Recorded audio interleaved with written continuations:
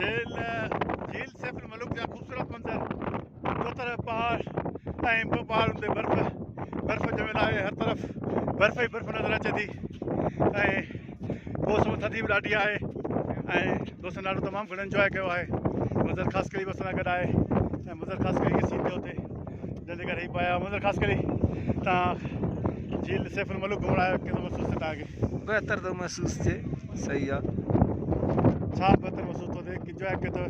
बर्फ़ आहे जो पास एड़ा वेड़िया पिया सी खे थो महसूसु थिए? थदी थदा असांखे त थधि महसूसु कान थी थिए। असांखे जो तो महसूस कान थी ही त थधि माना ऊचाई ते चढ़िया हुन करे थद जे करे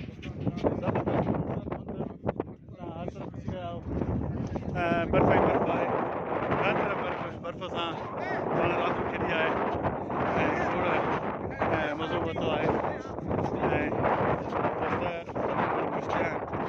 ॾाढी आहे दोस्तनि खे निकिरंदे दिलि विच ते निकिरी हलो पर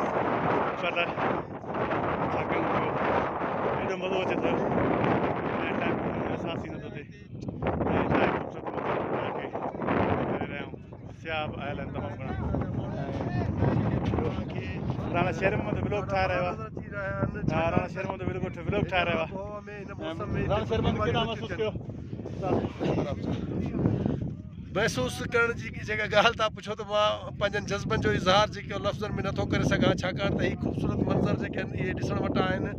मां सलाह ॾींदुसि त सॼे संगत खे त हिते ज़रूरु हिकु भेरो ज़िंदगी में अचनि ऐं जेको हिकु भेरो आयो त उहो हुनजी दिलि बार बार अचण ते कंदी छाकाणि त हिते चारे पासा जेके जबल पोशाक जेका आहे उहा बर्फ़ जी पाए नज़र अचनि था। अच्छा जेके जबल आहिनि उहे ख़ूबसूरत मंज़र जेके असां पंहिंजे कैमरा में कलमबंद कया आहिनि ऐं इहे तव्हां हितां पहुचाइण ताईं लाइ इहा अक्सबंदी कई आहे ऐं पंहिंजे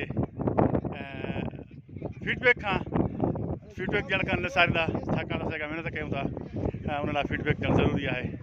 ईंदे त ॿी किस्त ताईं ज़ाहिर कंदा